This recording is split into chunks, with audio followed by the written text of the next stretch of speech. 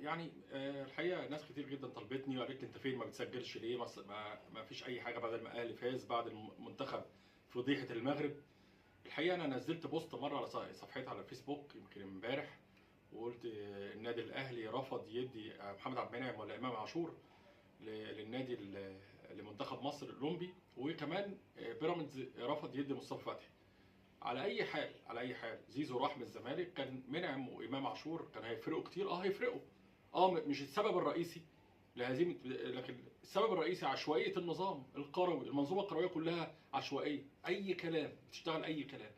لكن احنا فزنا على بدلاء اسبانيا 2-1، وده كان مؤشر كويس ان احنا نقدر نكمل ما نتغلبش بال6-0.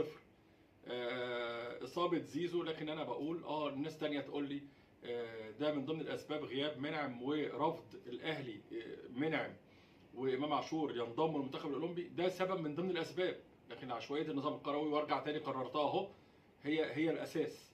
مدرب ميكالي البرازيلي ممتاز، حصل على ميداليه قبل كده، كتر خيره اللي هو عمله.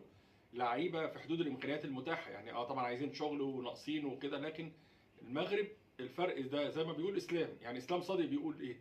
الفرق بين المنظومه المصريه 6 اللي اتغلبنا 6-0 ومنظومه الشيبي، هو ده الفرق. طبعا لا، انا مش موافقه.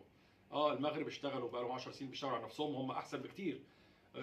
بيخططوا كويس وشغالين على نفسهم، ويستاهلوا تتويج هذه بالميداليه البرونزيه، وقبل كده في كاس العالم لو نفتكر في قطر 2022.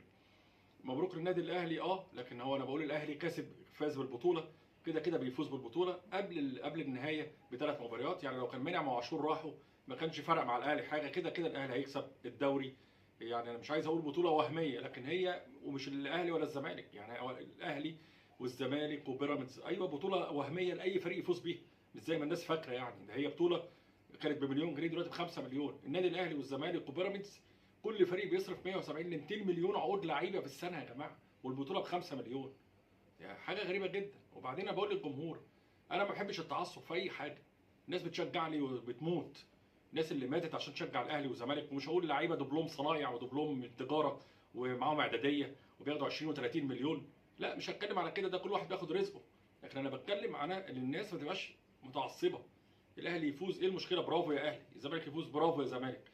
بيراميدز، اي حد، ايه المشكله يعني؟ لكن مش هموت. مش زي كان معايا في قبل كده في ابتدائي ولا في اعدادي، ناس في اعدادي الناس بتزوغ من المدرسه عشان تتفرج على ماتش للاهلي. ليه يعني؟ او ماتش للزمالك، عشان ايه؟ واللعيبه ولا فرق معاهم؟ هم بياخدوا فلوس وشهره واضواء ومشروعات وبزنس، والجمهور ده اللي بيروح في الاخر بيموت، زي الاثنين اللي في برج العرب اللي ماتوا، زي الثلاثه بتوع مش عارف 25 بتوع برج اداره الدفاع الجوي مع الزمالك، زي ال70 اللي ماتوا مع الاهلي، ولا اي حاجه. ايه بقى؟ ما تفرقش. فالناس بقول ده كله، برجع بقول ليه؟ عشان لا للتعصب، ننبذ التعصب، واللي يفوز يفوز نقول له برافو، واللي يخسر نقول له هارد لك، وهكذا. انا مش هتكلم اكتر من كده. لكن بصراحه الجو في مصر رياضه يعني حاجه غريبه، مسؤولين ما حدش بيهتم باي حاجه، الدنيا سمك لبن تمر هندي، وهكتفي بكده بقى، سمك لبن تمر هندي.